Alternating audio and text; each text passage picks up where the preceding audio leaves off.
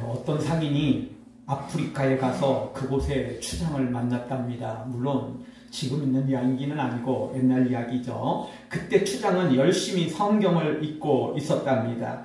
그런데 상인은 그 추장을 경멸하는 태도로 이야기를 했답니다. 그 책은 옛날 인문이 발달되지 못한 시대에나 보던 책이요. 지금같이 과학이 발달된 시대는 그런 책을 볼 필요도 없어 라고 성경을 무시하고 그렇게 이야기를 했답니다. 그러다 추장이 상인을 쳐다보며 이렇게 말했답니다. 만약 성경이 내 마음에 있지 않았더라면 당신은 벌써 내 뱃속에 들어왔을 것이오 라고 이야기를 했답니다. 이들은 식인종이었기 때문에 그렇습니다.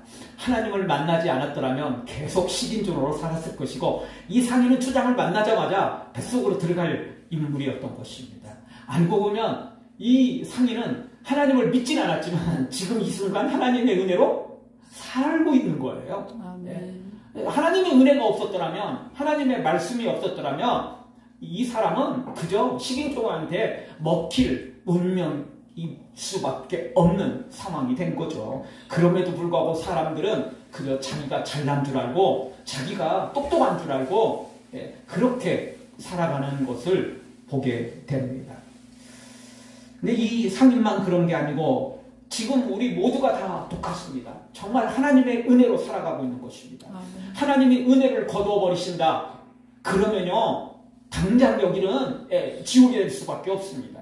햇빛도 공기도 물도 그 어떤 것도 남아있지 않게 되는 것입니다. 우리는 멀리 갈 필요도 없습니다. 공기 없으면 그냥 몇 분 내에 사람들은 다 죽게 돼 있습니다. 그걸로 끝입니다. 온 지구가 멸망하는 건요 몇 분 걸리지도 않습니다.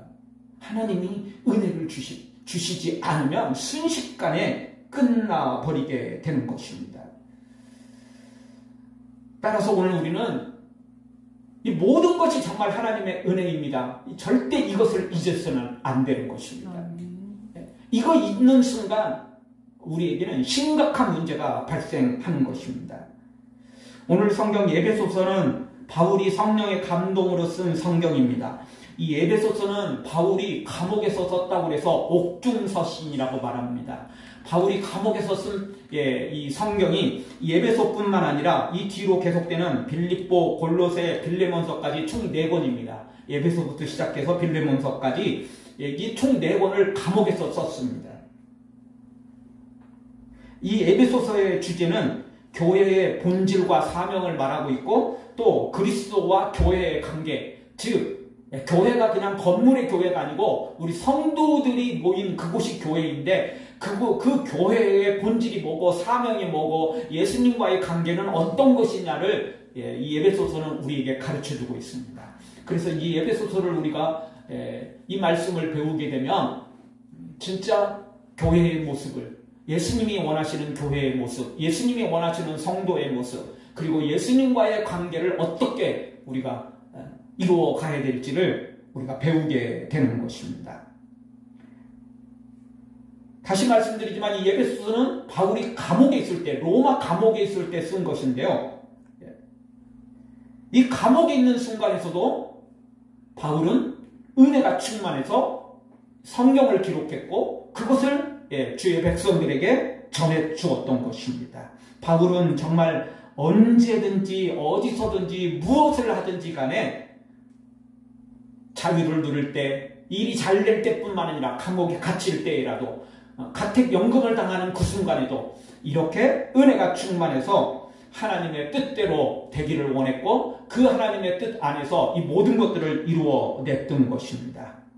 그래서 오늘 우리는 하나님의 뜻대로라는 말씀의 제목으로 우리가 이 시간 한번 깊이 생각해 보기를 원합니다. 사랑하는 성도 여러분, 우리가 사랑하는 모든 것이 하나님의 은혜임을 기억하고 바울처럼 감옥에 갇혔어도 상황이 심각하고 안 좋아도 그래도 하나님의 뜻을 찾고 하나님의 뜻 안에서 믿음으로 살아가는 승리하는 우리 모두가 되어지기를 주의 이름으로 축원합니다. 아멘. 첫 번째 주시는 말씀은 하나님의 뜻으로 부름을 받았다는 것입니다. 하나님의 뜻대로 우리 모두가 다 부르심을 받았습니다. 바울도 당연한 거죠. 우리 다 같이 1절 상반절을 우리 한 목소리로 같이 읽겠습니다. 하나님의 뜻으로 말미암아, 아멘. 하나님의 뜻으로 말미암아, 하나님의 뜻으로 말미암아 바울이 되었다라는 것입니다. 하나님의 뜻입니다. 하나님의 뜻. 다시 말씀드리지만 잘 나갈 때도 하나님의 뜻이고 지금 감옥에 갇혀 있어도 하나님의 뜻입니다. 우리는 잘 될 때는 하나님이 나를 사랑하시고 나에게 복 주셔서 그래서 감사 찬양 드린다고 하고요. 일이 잘 안 되면 하나님이 나를 버리셨다고 생각합니다. 하나님이 나를 외면한다고 생각합니다. 하나님이 나를 사랑하지 않는다고 생각합니다. 근데 바울은 그렇지 않았어요. 지금 감옥에 갇혀 있는데도 하나님의 뜻대로 나는 부르심을 입은 자라. 하나님의 뜻대로 살아가고 있다. 라고 지금 이렇게 고백하고 있는 것입니다. 다시 말씀드리지만 여기 감옥이에요. 물론 바울이 갇힌 감옥은 실제 이제 우리가 말하는 교도소로 갇힌 건 아닙니다. 왜냐하면 지금 바울이 로마 황제에게, 바울은 지금 로마 시민권을 가지고 있었기 때문에 로마 시민권을 가진 사람은 황제에게 그게 고소를 할 수 있었어요. 억울한 일을 당할 때 황제에게 직접 고소를 할 수 있는 권한이 있었습니다. 그래서 지금 바울이 황제에게 고소를 하는 바람에 로마로 지금 압송된 거거든요. 그렇다고 아직 결정이 난 게 아니기 때문에 진짜 우리가 말하는 그런 교도소로 감옥으로 들어간 건 아니에요. 지금 이 상황은 감옥은 감옥인데 그냥 가택연금을 당한 거예요. 한 집을 지정해 놓고요. 그 로마 군사가 그걸 지키고 있고 그리고는 그 집을 못 벗어나는 거예요. 마음대로 벗어나면 안 돼요. 근데 대신 오는 사람들은 만날 수 있어요. 그러니까 본인이 밖으로만 못 나가는 거지 그 집 안에서만 이렇게 있어야만 되는 거지 다른 사람들은 들어올 수 있어요. 오면 만날 수 있다고요. 이런 상황이에요. 그렇다고 완전히 자유로운 건 아니잖아요, 솔직히. 집 밖을 못 벗어난다는 거, 그것만으로도 감옥은 감옥 아니에요? 그리고 아직 재판을 받아야 되는 상황이니까. 자, 이런 상황에서도 바울은 하나님의 뜻으로 이걸 받아들이고 감사함으로 믿음으로 살았던 것입니다. 그렇게 기도하면서 찬양하면서 또 안식일에는 수많은 유대인들과 하나님에 대해서 예수님에 대해서 알고자 하는 사람들이 바울을 찾아왔어요. 그래서 그 바울이 안식일에는 그들에게 하나님의 말씀을 예수님에 관해서 말씀을 전했던 것입니다. 본인이 나갈 수는 없지만 사람들을 초청해서 복음을 전했던 것입니다. 그리고는 오늘 성경은 바울이 그곳에서도 이제 시간이 많이 남잖아요. 막 전도 여행을 다닐 수도 없고 뭘 많이 할 수도 없는 거니까 사람들이 오지 않을 때는 평일에는 사람들 오기도 쉽지 않아요. 안식일에는 이제 찾아오는 사람들이 있었지만 평일에는 찾아오지 않으니까 바울이 그때 뭐 했겠어요? 기도를 많이 했던 겁니다. 기도를 많이 하다 보니까 성령이 충만해서 하나님의 계시를 받아는 거예요. 그래서 그 계시를 받아서 기록한 게 예배소서 그리고 계속 뒤에 있는 따라오는 3권까지 총 4권을 이 로마 감옥에 있으면서 성경을 기록한 것입니다. 기도하다 보니까 은혜가 충만했고 은혜가 충만하니까 성령님이 계시를 하셔서 이 말씀을 기록하도록 그렇게 역사하셨던 것입니다. 그런데 어떤 사람들은 힘들고 어려운 일이 당하면 이 핑계대고 저 핑계대고 불평 원망만 쏟아내고 하나님의 뜻이 아니라고 생각합니다. 하나님이 나를 버리셨다. 하나님이 나를 사랑하지 않는다. 이러고는 그냥 자신의 삶을 엉터리로 살아가는 거죠. 시험에 들고 원망 불평으로만 살아가는 것입니다. 이런 사람들은 이래서 안 되고 저래서 안 되고 좋으면 잘 나가면 성공하면 그거 즐기느라고 기도하고 하나님을 찾을 시간이 없고 힘들고 어려우면 또 하나님이 나를 버리셨다고 생각해서 시험 들어서 또 기도할 시간, 예배할 시간, 하나님과 교제할 시간이 없는 거예요. 이런 사람들은 똑같아요. 이래도 저래도 안 되고. 근데 믿음 있는 사람들은 그렇지 않습니다. 진짜 은혜가 있는 사람은 잘 될 때에도 주님을 찬양하고 힘들고 어려울 때도 또 그 안에서 주님의 뜻을 찾는 것입니다. 아멘. 그래서 오늘 성경은 하나님의 뜻으로 말미암아. 이 단어 속에 내가 지금 감옥에 있는 것도 하나님의 뜻이다. 인간적으로 생각해보면 밖으로 나가서 돌아다니며 복음을 전하는 게 더 큰 역사가 일어날지도 모르는 것 같지만 그러나 지금 여기서 또 하나님이 여기 안에서 하실 일이 있다라는 거예요.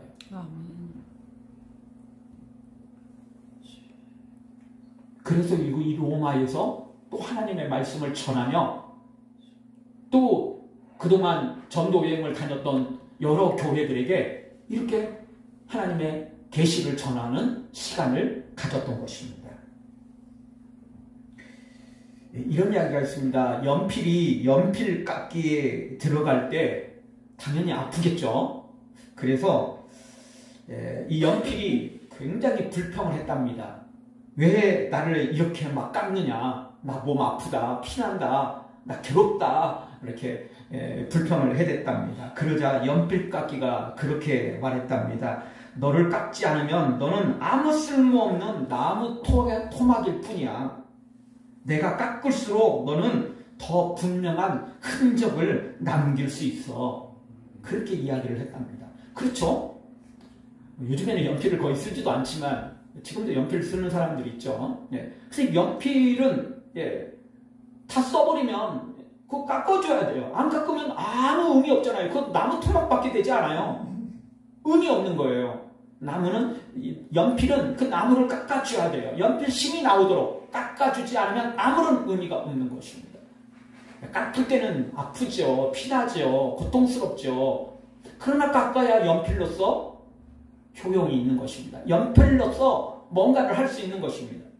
깎이지 않는 연필은 나무 토막에 불과한 것입니다. 아무것도 할 수 없는 겁니다. 우리의 삶 속에서도 똑같습니다. 하나님의 뜻이 우리에게 때로는 아프게 다가올 때가 있습니다. 바울처럼 감옥에 갇혀야 될 때도 있고요. 내가 원치 않는 하나님의 뜻이 있을 수도 있습니다. 나는 창공을 헐헐 날아다니며 나는 정말 수많은 사람들을 만나면서 복음도 전하고 선한 영향력을 끼치고 또 능력으로 살기를 원할 때도 있습니다. 그러나 하나님은 종종 우리를 감옥에 갇힐 때도 있습니다. 억압해 놓을 때도 있습니다. 감금되게 만들 때도 있습니다. 내가 원치 않게 너무나 자그마한 것으로, 너무나 작은 일로, 너무나 사소하고 보잘것없는 일로 우리가 일을 할 때도 있습니다. 그러나 그것조차도 하나님의 뜻입니다. 그 뜻 안에서 하나님이 나한테 또 뭔가 요구하는 게 있기 때문에 그렇습니다. 어떻게 보면요, 큰 일을 하는 사람은요, 하지 말라고 해도 잘해요. 기분이 좋고 잘 나가니까 하지 말라고 해도 잘해요. 근데 작은 일은요, 아무리 시켜도 잘 안 해요. 이 보잘것없는 일을 나한테 하라고 기분 나빠해요. 자존심 상해해요. 싫어해요. 박수 받는 자리가 아니고 어떻게 보면 눈초리 받는 자리고 멸시 받는 자리이기 때문에 사람들이 좋아하지 않아요. 그러나 그 누군가는 또 그 일을 감당해야 되는 것입니다. 그러니 우리는 그저 하나님의 뜻대로 감사하며 믿음으로 살아가면 되는 것입니다. 하나님이 어떻게 인도하시든 잘 될 때는 교만하지 말고, 그리고 힘들고 어려울 때는 겸손히 무릎으로, 그리고 하나님의 뜻을 찾으며 믿음으로 달려가다 보면 그 안에서 하나님의 뜻이 온전히 이루어지게 되는 것입니다. 잘 나가도 성공해도 번창해도 하나님의 뜻을 못 이루는 사람이 있고요. 왜 교만해서 결국 하나님을 떠나버리는 사람들이 성경에 솔로몬을 비롯하여 여러 사람들이 소개되지 않습니까? 그러나 반대로 정말 겸손히 엎드려 주의 일을 감당하는 사람들도 있더라는 것입니다. 바로 오늘 바울과 같은 사람도 마찬가지입니다.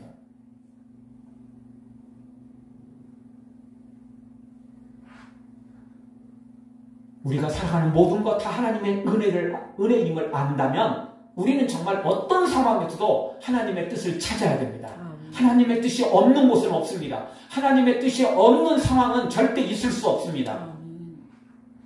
참새 한 마리 떨어지고 팔리는 것조차도 하나님의 뜻대로 되는 것입니다. 우리의 머리카락조차도 세시는 분이 우리 하나님이십니다. 사실 머리카락은 셀 수 없어요. 이유는 뭐죠? 너무 많아서 세기도 어렵지만 순식간에 이 머리카락은 하루에도 수십 개, 수백 개가 빠지고 떨어지고 없어지기 때문에 그렇습니다. 그래서 세고 나는 순간, 세는 순간 벌써 머리 개수가 맞질 않는 거예요. 근데 하나님은 다 아세요. 그만큼 우리에게 관심이 있고요. 그만큼 하나님의 뜻은 절대 우리를 떠나지 않아요. 그러니 오늘 우리는 어떤 상황에서도 하나님의 뜻을 찾아야 되는 것입니다. 출애굽기 33장 19절에 보면 이렇게 말씀합니다. 같이 한번 보겠습니다.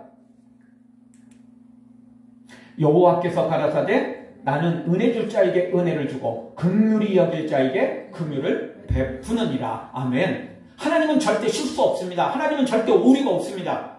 하나님은 절대 잘못하지 않습니다. 어떤 상황이든 다 필요한 것입니다. 하나님은 훈련시키기 위해서 고난을 줄 때도 있고 나의 죄 때문에 징계가 임할 수도 있고 우리는 정확히 모르지만 어떤 상황에서도 하나님의 뜻은 있고요. 그 뜻을 찾아서 우리가 충성하면 헌신하면 놀라운 기적이 일어나는 것입니다. 다시 말씀드리지만 바울은 감옥에 들어와 있기 때문에 아무것도 할 일이 없는 줄 알았어요. 정말 바쁜 몸이고 전도할 때도 많고 헌신할 것도 많은데 이 감옥에 들어있으면 뭘 하냐고요. 이거 하나님 이거는 아닌 것 같아요. 그렇게 생각할 수 있었던 것입니다.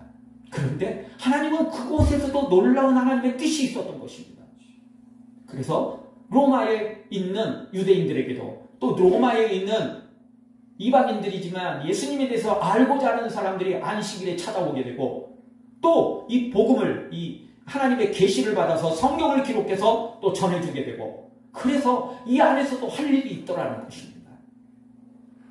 사랑하는 성도 여러분, 우리 모두 어떤 상황에서도 하나님의 뜻이 있음을 기억하고 그 하나님의 뜻을 찾고 그 하나님의 뜻을 이루어 갈 줄 아는 하나님의 사람들 되어지길 주의 이름으로 축원합니다. 불평 원망하지 마시고요. 그게 이만큼 나와도요. 또 설사 나왔다고 해도 그거 집어넣으시고 그리고 하나님의 뜻을 찾고 그래도 하나님의 뜻을 또 구하면서 믿음으로 나아가 반드시 바울처럼 거룩한 하나님의 뜻 이루기를 다시 한번 주의 이름으로 축원합니다.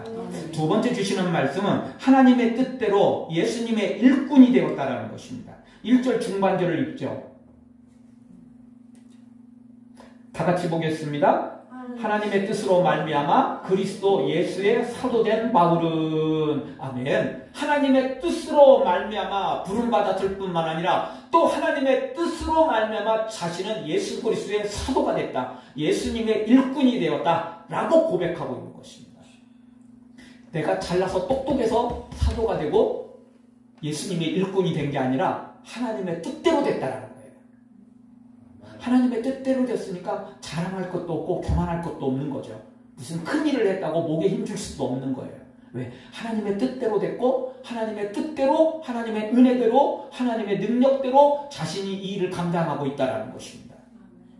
그러니 자신은 내세울 게 없는 거죠. 자랑할 것도 없는 거죠. 사실 사도라 부름을 칭함을 받는다. 이거 보통 일이 아닙니다. 예수님의 사도가 된다. 이게 보통 일이겠습니까? 아무나 될 수 없는 거예요. 사도는 우리가 보통 12제자를 가리키고요. 그리고 예수님 시대에 살아있던 사람들, 예수님으로부터 가르침을 받은 사람들만 사도로 인정을 받습니다. 일단 12제자가 사도이고 그 뒤로 바울이 들어왔죠. 12제자 중에 가룟 유다가 빠지고 마띠아가 들어오고 그리고 이제 바나바도 예수님 그 복음을 전할 때 사실 바나바도 12제자는 속하지 않았지만 말씀을 듣고 은혜를 받고 모든 과정들을 거쳤기 때문에 이 뒤로 하나님 앞에 온전히 목회자로 또 헌신하게 되죠. 그래서 바나바도 사도로 인정을 받습니다. 이 소수의 사람들만 사도로 인정받았던 것입니다. 그런데 바울은 말합니다. 이게 하나님의 뜻으로 됐다. 내가 똑똑하고 잘나서 사도가 된 게 아니고 하나님이 나를 부르셨다라는 것입니다. 그러니까 교만할 게 없다라는 거예요. 교만할 게 없다라는 겁니다. 그래서 지금은 내가 감옥에 들어와 있어도 상관없다라는 거예요. 그냥 하나님의 뜻이 된 거니까. 나는 어떤 상황에서도 하나님의 뜻을 찾고 하나님의 뜻을 이루려 한다라는 게 바울의 기본적인 생각이었던 것입니다. 정말 그렇습니다. 우리는요, 정말 하나님의 뜻대로 부르심을 받고 하나님의 뜻대로 직분을 받고 하나님의 뜻대로 그리스도의 예수님의 일꾼이 되었다라는 걸 절대 잊어서는 안 됩니다. 자기가 했다고 하는 순간 잘 될 때는 교만하고 또 조금 일이 안 될 때는 내가 이만큼 봉사하고 헌신했는데 하나님 나한테 이럴 수 있어요? 이러면서 불평, 원망, 서운함을 드러내게 되죠. 그리고는 또 뭐 어떻게 합니까? 나 안 해. 나 안 해 한다는 그 말 자체는요, 그렇게 생각한다는 자체는요, 시작할 때 내가 했다는 이야기잖아요. 그렇죠? 우리나라는 의무가 있습니다. 대한민국 국민이라면 국방의 의무가 있죠. 납세의 의무도 있죠. 기분 나쁘다고 안 하면 되는 겁니까? 큰일 납니다. 왜냐하면 내가 가고 싶어서 군대를 간 게 아니에요, 솔직히. 내가 내고 싶어서 세금을 내는 게 아니에요. 그냥 국가가 의무로 정해놨어요. 돈 벌면 세금 내라. 너 남자로 태어났으면 국방의 의무 지어라. 이런 거예요. 그냥 국가의 뜻대로 부름을 받은 거예요. 내가 한 거 아니에요. 내가 한 거 아니에요. 내가 한 거 아니라고요. 그러니까 마음대로 나 혼자 전역하고 마음대로 세금 안 내고 이래도 되는 거 아니라고요. 근데 영적인 것도 똑같아요. 하나님의 뜻대로 우리가 부름받았고 하나님의 뜻대로 일꾼이 되었어요. 근데 내 마음대로 나 안 해. 집어치울 수 있어요? 때려치울 수 있어요? 그거 못하는 거예요. 나 안 해 한다는 것 자체가 내 뜻대로 내가 봉사했고 내 뜻대로 내가 직분을 맡았고 내 뜻대로 내가 이 일을 시작한 거야 라고 말하는 것과 똑같은 것입니다. 바울은 그렇게 생각하지 않았다는 거예요. 하나님의 뜻대로 부름받았고 하나님의 뜻대로 사도가 됐고 하나님의 뜻대로 지금 감옥에 갇혀있고 그러니 어떤 상황에서도 나는 하나님의 뜻을 계속 찾아가겠다. 하나님이 이유가 있고 하나님의 뜻이 있기 때문에 이렇게 나를 이끌어 가신다. 그걸 믿었던 것입니다. 오늘 우리 찬양대로 찬양했는데 진짜 우리 모든 것이 다 은혜인 것입니다. 은혜가 없이는 우리는 살아갈 수 없는 것입니다.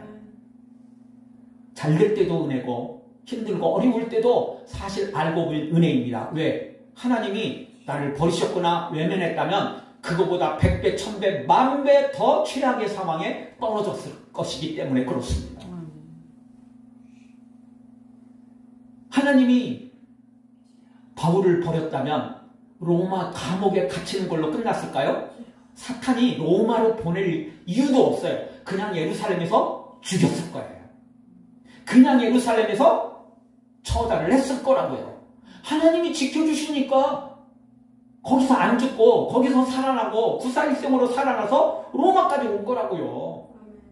그러니까 하나님의 뜻을 알아야 돼요. 하나님이 날 버리신 게 아니고 진짜 버리셨다면 우리는 100배, 1000배, 10,000배의 최악의 상황으로 떨어진 거예요. 아니 살아있지도 못할 거라고요. 그만큼 사탄은 우리를 죽이려 하고 멸망시키려는 뜻을 가지고 있는 거예요. 하나님의 뜻이 있기 때문에 하나님의 계획이 있기 때문에 하나님의 도우심이 있기 때문에 이만큼 자리를 지키고 있다는 사실을 잊어서는 안 됩니다. 아멘. 은혜 아니면 살아갈 수가 없네. 나의 모든 것 다 주께 맡기니 참된 평안과 이런 내게 주신 주 예수 오직 예수뿐이네. 정말 우리 은혜 없이는 살 수 없습니다. 힘들고 어려워도 주님의 은혜가 있기 때문에 그만큼 살아가고 있는 거예요.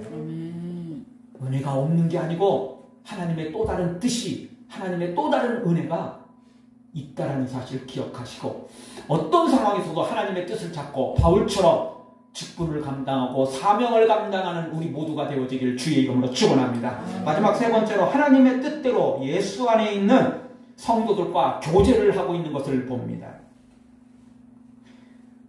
1절 하반절을 보겠습니다. 같이 한번 보겠습니다. 에베소에 있는 성도들과 그리스도 예수 안에 있는 신실한 자들에게 편지하노니. 아멘.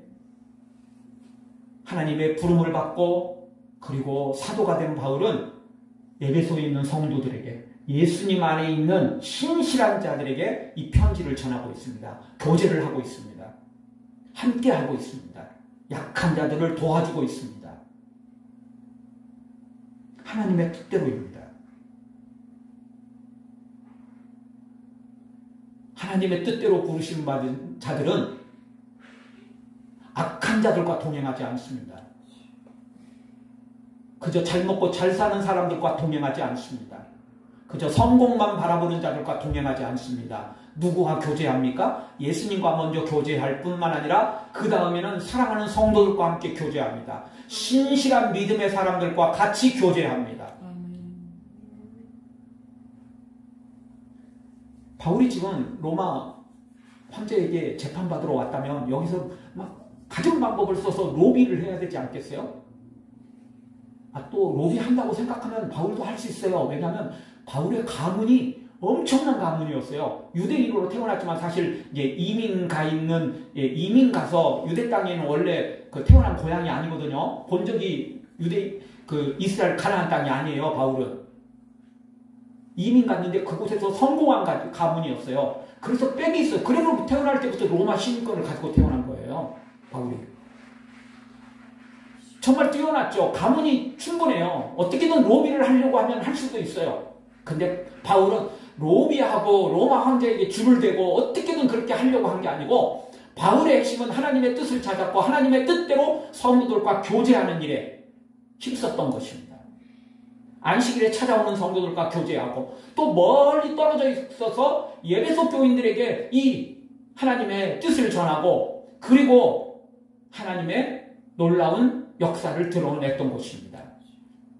제가 이번 주 노예에서 하는 이 성지순례 가는데 그 중에 하나가 이 에베소 교회입니다. 지금 터키, 이제는 터키가 아니죠.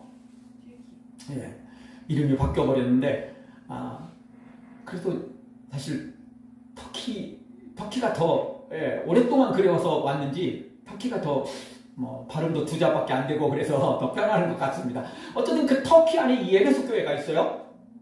그 에베소 교회에 하나님의 말씀을 전해주길 원했던 것입니다.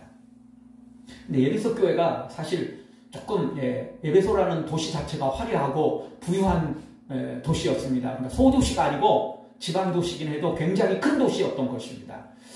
그러다 보니까 이 에베소 교회 교인들도 상당히 있었고 왜냐하면 도시 자체가 크니까 그럼에도 불구하고 여기는 풍요로웠고 뭔가 이렇게 막 다 여유롭다 보니까 이게 좀 세속화가 많이 됐어요. 혼합화가 좀 많이 됐어요. 그래서 바울도 여기서 이 감옥에서 이 에베소 교회에 그런 이제 불안한 요소들이 많으니까 편지를 썼던 거예요. 우리가 잘 알듯이 요한계시록 가보면 또 요한계시록 안에서도 이 소아시아 7교회에 해당되기 때문이기도 하겠지만 에베소 교회가 제일 먼저 나오거든요. 그만큼 에베소 교회가 조금 문제가 많았어요. 크긴 컸는데 도시 자체가 크니까 당연히 교회도 컸고 교인들도 많았지만 너무 풍요로웠고 너무나 먹고 마시고 즐길 일이 너무나 많았기 때문에 한마디로 세상에서도 쓰는 말 있잖아요. 눈물 젖은 빵을 먹지 않은 사람들하고는 인생을 논하지 말라는 거죠. 이들은 너무 풍요로웠어요. 이들은 너무 복받았어요. 일반 에베소 시민들도 풍요로웠지만 이들은 또 믿음을 갖고 믿음으로 살다 보니까 더 큰 복을 받아가지고 더 풍요로웠어요. 근데 그 풍요로움을 하나님의 뜻대로 살지 않고 혼합화되고 세속화되고 이랬던 거예요. 그래서 지금 바울도 이 에베소 교회에 이렇게 편지를 써서 우리 성도들은 어떤 삶을 살아야 되는지 예수님과 어떤 관계를 유지해야 되는지를 가르쳐 준 거예요. 그런데 이렇게 은혜를 받고 여기서 또 이렇게 조금 변화되는 것 같은데 조금 있다가 또 사도 요한이 요한계시록을 쓸 때 또 에베소 교회는 또 문제가 또 크게 생겨요. 어떤 교회보다 더 큰 문제가 생긴 교회가 이 에베소 교회가 되어버린 거예요.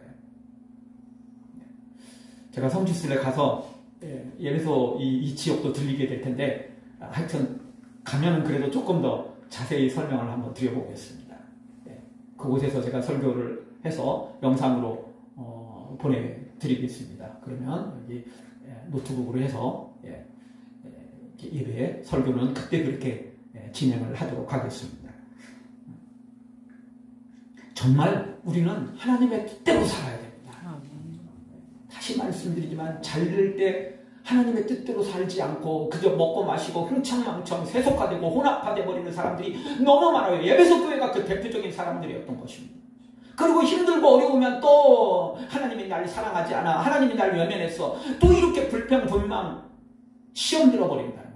아닙니다. 우리는 바울을 닮아야 됩니다. 바울은 감옥에 있어도 하나님의 뜻을 찾았고, 그리고 그가 밖에 나가서 전도를 하면서 환난도 당했지만 죽은 자를 살리고 병든 자를 일으키고 놀라운 기적을 행할 때에도 절대 교만하지 않고 겸손히 하나님의 뜻을 찾아 그 뜻을 이룬 하나님의 사람이었던 것입니다. 우리 모두 다 천후 믿음을 가지고 어떤 상황에서도 교만하지 말고 시험 들지 말고 하나님의 뜻을 찾고 하나님의 뜻대로 충성해서 우리 모두 하나님께 칭찬받는, 상급받는 하나님의 사람들 되어지길 주의 이름으로 축원합니다. 아멘.